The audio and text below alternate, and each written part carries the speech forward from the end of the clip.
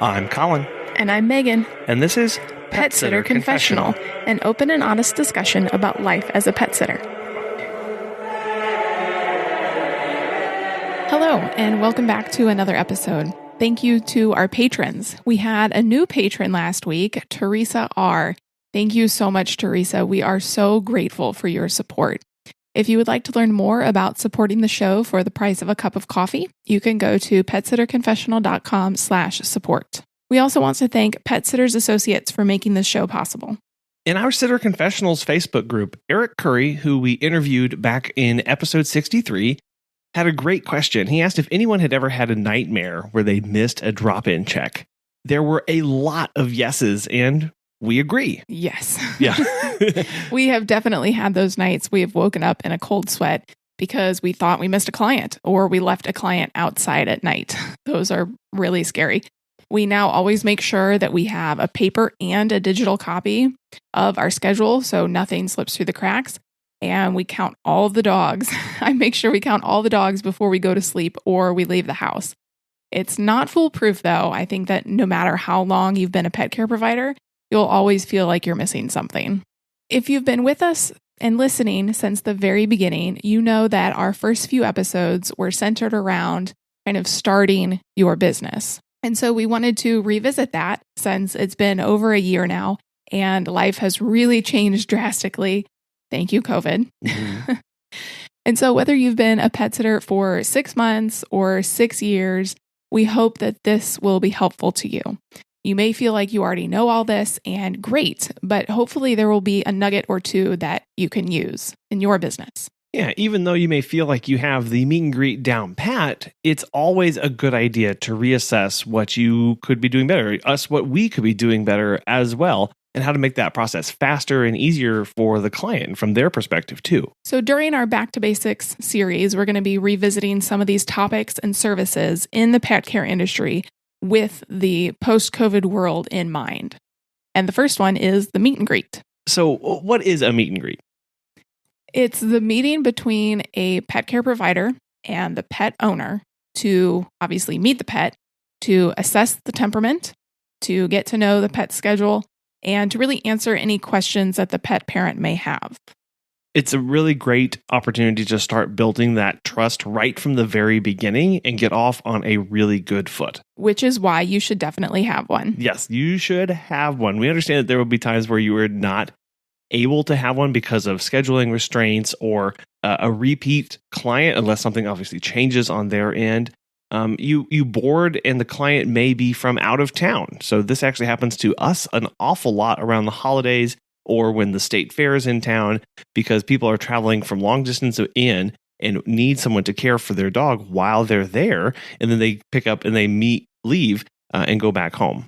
The location of a meet and greet is very important. So if you board or provide daycare in your home, it's best to do it in your home so the client can see where their pet will be staying. On the other hand, if you provide service in the pet's home, then you'll want to meet there so you can see where the pet sleeps, their food, leashes, all of that. If neither of those are currently an option, you can meet at a neutral location like a park. But you may not want to do a dog park because there can be lots of distractions and you won't necessarily get the one-on-one time to interact with the dog. However, it would be a good way to see how the dog handles other dogs and interacts with them. Yeah, if that's something that you are going to be encountering while you are caring for the dog. So pick a location that's going to work best for you and that's going to meet the service requirements that you have and that you will be doing with the dog moving forward. During the actual meet and greet, you want to be asking a lot of questions. Is the pet microchipped? Do you have an emergency contact? What vet do you take them to? Do they have separation anxiety? And if they do, how severe is it or how mild? And what the person does to kind of calm the pet down. Additionally, what to do if they get scared. If it's a cat, where does it hide? Have they gotten away from the owner before? We've had a dog jump our fence when the owner said she's not a jumper.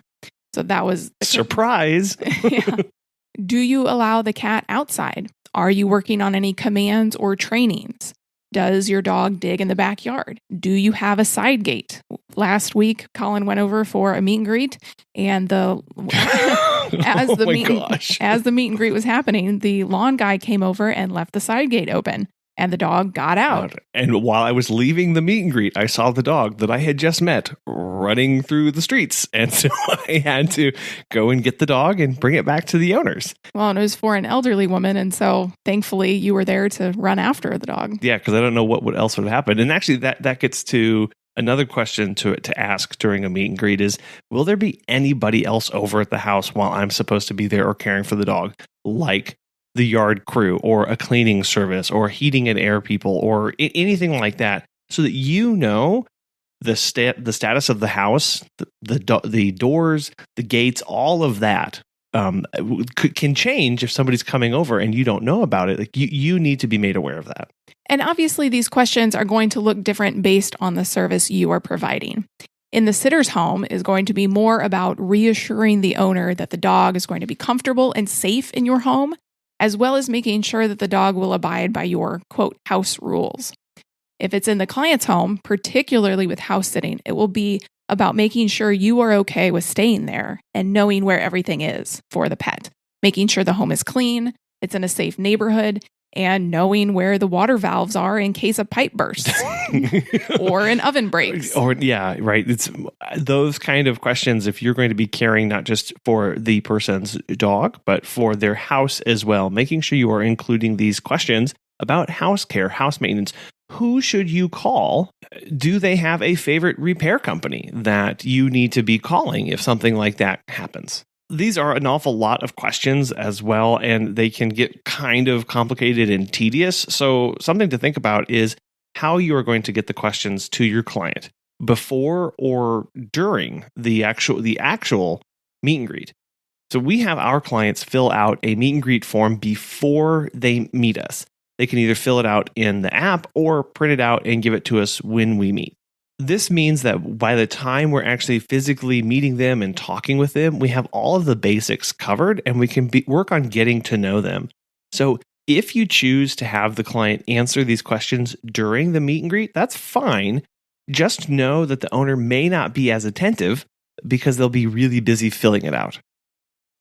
Another good thing to think about is, are you going to demand a certain harness or a certain collar or a certain leash? So we have decided that in our contract, we will not walk dogs with a retractable leash. They are not good or safe leashes. Right. And if that's the only thing that our clients, our owners are going to provide, then we will use our own leash. And that's something you can have in your contract as well and in your policies of stating, I require the use of a non-retractable leash. And if one is not present, I will use this kind of leash, this one particular brand that I like. So what about if you're boarding? Let them know if their dog will be around other dogs. Will you let them see your entire home? And this can be kind of sensitive because if you're boarding, you have privacy that you want to keep in your life, right? It's in your home. So you have the right to keep some things private. You don't have to show clients your bedroom and walk them through your bathroom if you don't want to. Just make sure that that's communicated up front. Also think about what you should do with current dogs during a meet and greet if you are boarding. If you're going to keep them in a separate room, if you're going to keep them outside. And some sitters choose not to even let people in their home to just meet on the front lawn. And so the dogs that they're currently caring for can just have the roam of the house. Especially in times of COVID, that may be what you're most comfortable with, is not allowing strangers into your home, first-time clients for the first time. Meet them outside on your front porch, in your front yard, on the sidewalk, somewhere, instead of bringing them into your home if that's what you're most comfortable with. This is an easy way to manage the dogs at home if you have them, as opposed to trying to put them into a special room or keep them outside during the meet and greet. Because that can get into an awkward situation where the new client hears the other dogs and maybe wants to introduce their dog to the new dogs. And so you have to explain to them, now is not a good time. That's not my process of how I introduce new dogs. And it could get a little tricky if they insist on doing that. It's important to treat the meet and greet like a job interview because that's basically what it is. So you want to look professional. Get a branded shirt and wear that. I feel like that's something that we need to do. Yeah, it is. So dress appropriately. Don't come out in your pajamas and slippers. Even though it's so tempting sometimes. Well, especially if it's in your home. But make sure that if it's in your home, clean, make sure it smells good and fresh. And remember, lots of air circulation. It helps with the smells. If you're going to the client's home, be on time. Do not be late. You have this great saying. From my band instructor in high school, if you're on time, you're late. So show up early so you're prepared to start and do the activity right when you said you'd be ready to do it. But yeah, it's a job interview. Take it seriously. It starts even before you meet the person. All of your communication up until you meet the person face to face, or in this instance, maybe virtually or socially distanced. And we'll talk about virtual meeting here in a little bit. But all of these things need to show how professional you are and how serious you take this. Before we continue, we'd like to give a special shout out to our sponsor, Pet Sitters Associates. As pet care professionals, your clients trust you to care for their furry family members. Pet Sitters Associates is here to help. For over 20 years, they have provided thousands of members with quality pet care insurance. If you want to take your passion with pets to the next level and take your career to the next level with flexible coverage options, client connections, and complete freedom in running your business, learn why Pet Sitters Associates is the perfect fit for you and get a quote today at PetSitLLC.com. You can get a discount when joining by clicking Membership Pet Sitter Confessional and using the discount code Confessional at checkout for $10 off today. Check out the benefits of membership and insurance once again at PetSitLLC.com. So part of living in the new world with COVID and how that impacts our businesses is that we need to be communicating to new clients and our existing clients, but it's particularly to our new clients, how we are handling disinfecting, how we are handling cleaning, and how we're handling the best possible ways to limit transmission of COVID-19. So when you are having the meet and greet, it may be a good idea to have a COVID-19 policy statement that you've included that details the precautions that you take as a business at a personal level, to how you're tracking temperatures and how you are tracking and monitoring where you're going and how you are wearing a mask when you're going to these places. All of this is trying to get at the need to make the client feel as comfortable as possible. And that does include talking about how we are approaching COVID. This can include cleaning your house before they enter or wearing a mask. It can also mean staying 6 feet apart or meeting outside like you just talked about. And if it's in their home and you're going to be house sitting or really touching a lot of their things, talk to them about your cleaning procedures and ask for them to supply some of the cleaning supplies that you will use to clean, and then tell them how you're going to use it, how frequently you'll use it, so that they can have confidence and security in knowing that they are coming into a clean, sanitized, disinfected home. The biggest part of the meet and greet, though, once we are assuring the clients that there'll be open communication and meeting their needs, is obviously introducing ourselves to the new dog. And I know that people have different policies and different practices for how they approach this, but we wanted to break down some simple steps that we can do, and I know that Megan and I do when we are meeting a dog for the first time. So one of the biggest things here is to make sure that we are going slow and focusing on the owner. The dog is going to be watching this interaction to see if you're safe. They're going to be watching their owner to see if they are reacting in a positive or negative manner and trying to read their owner. Focus on the owner, greet them warmly, and then start conversing with them so that the dog understands and knows that you are safe, because the owner is telling that to them by how they're communicating with you. And we know that some dogs, this is all they need. And we know many that don't even need this step. Instead of, they just run straight up to you without hesitation, and they just want love and attention. Now, if a dog does greet you by jumping all over you and getting into your space, you can try the be a tree method. This one is one that a dog safety expert teach kids to help them stay safe around dogs, and especially hyperactive dogs. You fold your branches, take your hands, you fold them, and you look down, you stay still for a couple seconds, and then try and introduce yourself to the dog again, and ask the owner to leash up their dog if the dog is still too much. So many of the dogs will still need additional steps. Don't approach them head on. Instead, come in from the side. Allow them to visually see you and be able to watch you as much as possible. It's going to feel like, especially for some skittish dogs, it's going to feel like you're straight up ignoring them which goes against most of our first instincts, where we want to rush up and love on the dog and be in the dog's face and show as much love and affection to the dog as possible. That's not okay. Many dogs will react extremely negatively to that, especially if they're in a brand new environment. So you're trying to avoid eye contact the entire time. You're looking at the dog's body language or the cat's body language at this point. So here are some basics. A tucked tail. Not all tail wags are happy wags. If the tail is wagging slow and stiff, the dog is probably alert but not excited. And if the tail is tucked and wagging, that is a sign of fear and submission. You can also look at the ear position. If a dog's ears are erect and facing forward, they could be interested or aggressive. But when the ears are flat against their head, they are scared or submissive. If the dog is giving you the side eye, it's typically showing the white parts of its eye, and that's a common sign of stress. So let them sniff. With a closed fist, allow the dog to take a sniff so it can assess your scent. A closed hand is particularly important here because it is less threatening than an open one. So if the dog sniffs and seems okay with you, you can probably pet it on the shoulder, the chest, or the neck, which is again a less threatening area to pet than on the top of the dog's head or its butt. Remember that this may take several times to work up to petting the dog, but you're never pushing them, you're never forcing them to engage. Inform the owner to not forcibly bring the dog to you or scold the dog if they don't want anything to do with them. We've had this happen where the dog is a little nervous and sticks by the owner's side, and the owner grabs the leash and tries to pull them forward to us. And we have to tell them, no, please stay there. Just hold the dog close to you. Let's talk. And then we start breaking some of the questions, maybe re-asking some things that weren't exactly clear on the meet and greet. But again, ignoring the dog completely. I'm just trying to build a relationship with the owner so that the dog knows that we're safe and everything's going to be okay. And then we go slowly from there. This is also going to show the owner that you know what you're doing and know that you care. They'll see that you are staying calm, respectful, and really importantly here, in control. For cats, if you're doing a meet and greet with a cat, many of these same things will apply. And know that if a cat runs away, you need to really stress the importance of not forcing them into the situation with the owner. That is not going to end well.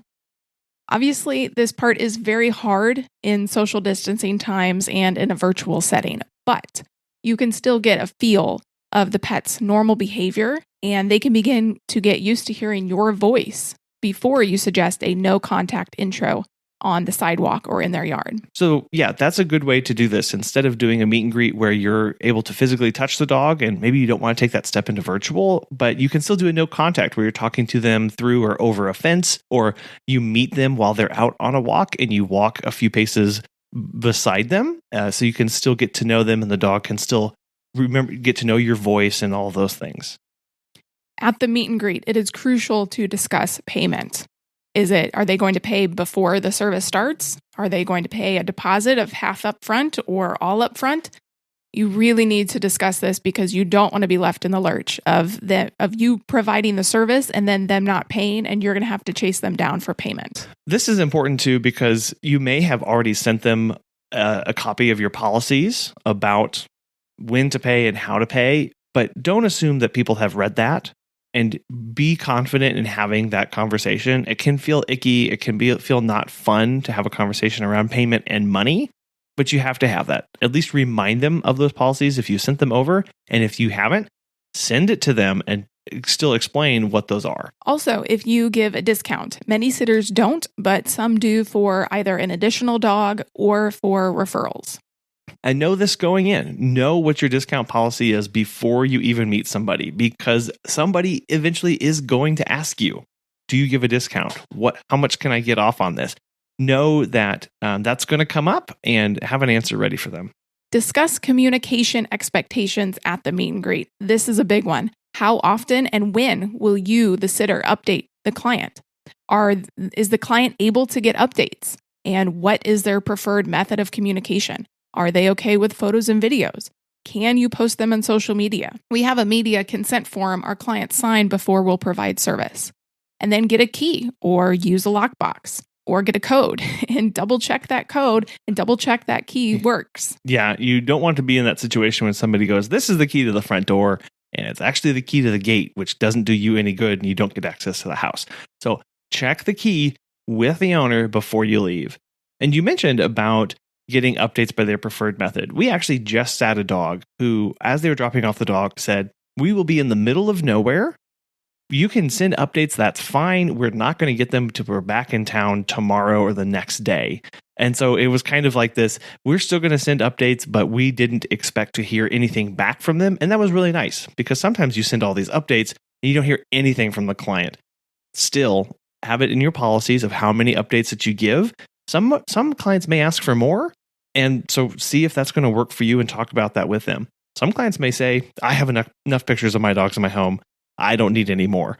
Then know that that's now the expectation. One of the things that we really like to do is to get a sense of the schedule of the pet as much as possible to see what a typical day in their life is and try and match that with whether they're in our home or whether we're going to see them. Yeah, we ask about their normal routine. When do they go outside? Right after waking up or right after they've eaten so they can go poop? What are their expectations? What is the owner's expectations for how often you're going to let them out or how often you're going to come over to walk them or let them out? It's important to also know the age of the dog and if they're able to hold their bladder. We sit an elderly dog and she's able to hold her bladder really well, but it's good to know. And also give recommendations for visits based on this, based on their schedule. Sometimes owners really only want 1 or 2 visits per day. Years back, we had a client for their dog and cat just want us to come over 1 time a day. And we were pretty green then, but we really should have said, no, you need at least 2 visits a day. But their dog really did hold it for 23 hours.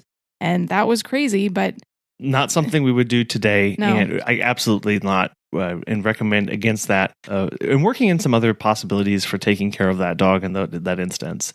You mentioned, when do they go out right after feeding? I will say that you'd be surprised at how many owners, when you ask them, "Does your dog poop right after they eat?"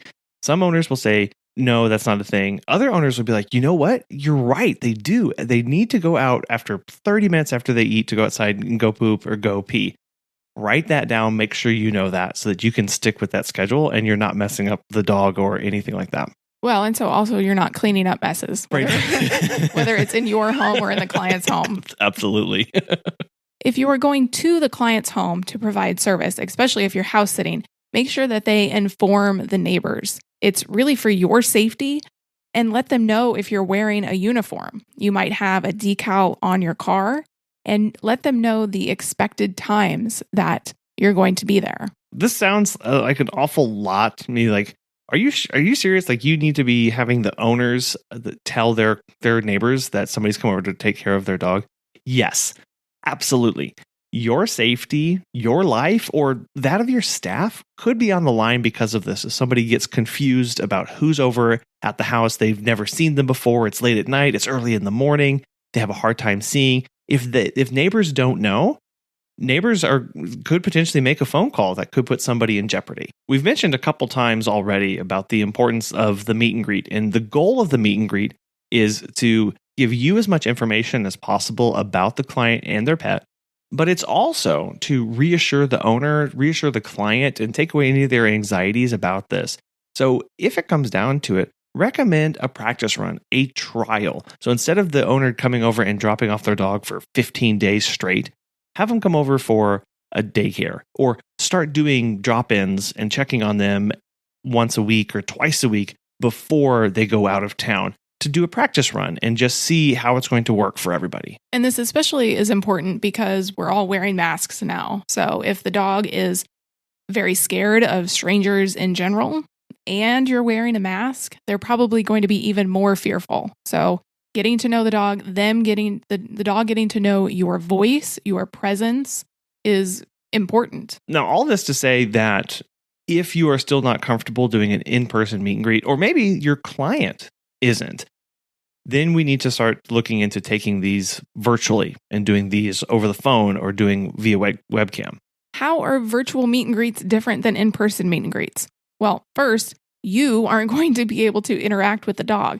but you will be able to see how the dog acts in its natural environment without you there to get it all excited. Which is something we don't typically see for a meet and greet. We typically see a dog when it's either really excited or very nervous and very cautious. So you're able to see some normal, natural behaviors that you don't typically get access to the first time you meet a dog or a cat. We do know some sitters who request videos of dogs, whether they're command training or doing certain activities. They're requesting videos of this to see how the dog acts in certain situations. So whether you request videos or go through that process live and have the owner have them sit, stay, shake, roll over, those kind of commands, do that so that you can see how the dog reacts and responds to those. Have your clients show you their harness, how they put it on, how they take it off, how if they make the dog sit before they put the harness on, all of that goes into that. If you're staying at the house, ask to see the room that you're going to be staying in and have them walk you through the house a little bit if they are comfortable with that. And then also note any safety concerns or things that may influence the pet's behavior. Like we talked about earlier, the cat. If you're house sitting a cat, note any hiding places. If they like to hide up in a closet, make sure the owner tells you that so you know that, no, the cat didn't go out the door. It's just hiding up in the closet. Well, yeah. So maybe people might say, do I need to do this for both dogs and cats? And we would say yes, especially with cats whose behavior can be so different with new people around. Many may turn, run, and hide. And so you could do a meet and greet for a cat and never actually physically see the cat because it's hiding somewhere. And again, remembering to what we talked about earlier, the owner is not going and pulling the cat and forcibly bringing it to you. We don't want that. So you're actually able to see the cat in a lot more normal behaviors, walking around, seeing where its favorite places to hide and play are. We hope that you were able to find a nugget or two in there that you can take and use in your meet and greets now. If you do virtual or if you do in person still, let us know. We'd like to know how either is working for you in this post-COVID world. Yeah, and anything that we missed breaking down some of these basics. Here is our Natasha Pet Business Coach question of the week. How can I take my company from good to great? So I'm always trying to take my company to great. Even if I think it's amazing, I'm like, oh, it can be better. So I would say all of us should always, even if you think it's amazing, make it better. Keep evolving, keep growing. Good to great. I don't know. This is a little bit opinionated, but I'm going to give mine. I would just say automation. If you have a company, for instance, that's still on the paper and a pen book, there's ways where you can increase revenue. You can streamline. You can make your business great from that point on. If you have a client who says, hey, I wrote in a book and, everything went well, but then you have another client that says, oh no, my walker gave me this GPS and this report and it's amazing. Those are small things you can do to make your business good to great. If you have a system that's only in your brain and nobody else's, if you sit down and write them all out and come up with scripts and processes and streamline, and now you have a full, pretty, nice manual book and it's all there, that makes your business good to great. If you have a marketing strategy that is based on referrals, but hey, referrals are awesome, but we're just waiting on our clients to mention our name. Hey, don't forget about me. Mention my name. Okay, that's good. But now do you have a referral strategy? Do you have a sales strategy? How do you entice your clients to keep mentioning you? How do you remind them every month to mention you? How can you ensure your sales? How can you ensure your revenue? Bringing in features that give you recurring revenue. So now you can calculate what's going in effectively and what's going out effectively. Those are all goods to great. Well, and that reoccurring revenue is just so huge because then you start dealing with predictability, right? And then you start being able to build with confidence and step out because you're able to plan better instead of, I don't know what I'm going to make this month. It could just be whatever. We'll see what happens. And that is the number one thing for sure. Like there's just no way you can run a business.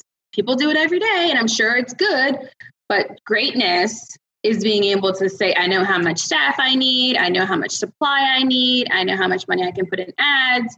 I can know how much shirts I can buy. I can know how much I have on rebranding expenses because we know what's coming in and we know what's going out. But, a lot of the pet sitter gigs that we're not sure, even if, when I was doing pet sitting and a lot of people do packages, if you have like a yearly package you can offer someone like in a membership subscription that you're going to be going out of town at least 3 times a year, But if we can put a package together that guarantees us that money, now we can start seeing a little more of what's coming in. But if you're just waiting around for the phone to ring or someone to book you on a booking widget, where's the control? All these pet sitters and dog walkers, including myself, we're all control freaks. So, hey, I challenge you to put control in your systems. Got to have a little bit of that control for yourself and, more importantly, for your team and your family. If you would like Natasha to be your personal pet business coach, you can go to her website, startscalesale.com, and get 15% off any of her coaching when you use the code PSC20. We also want to thank Pet Sitters Associates for sponsoring this episode. And most of all, we want to thank you for taking time out of your day, your very busy pet care provider day, to listen to us. Thank you so much. Thank you.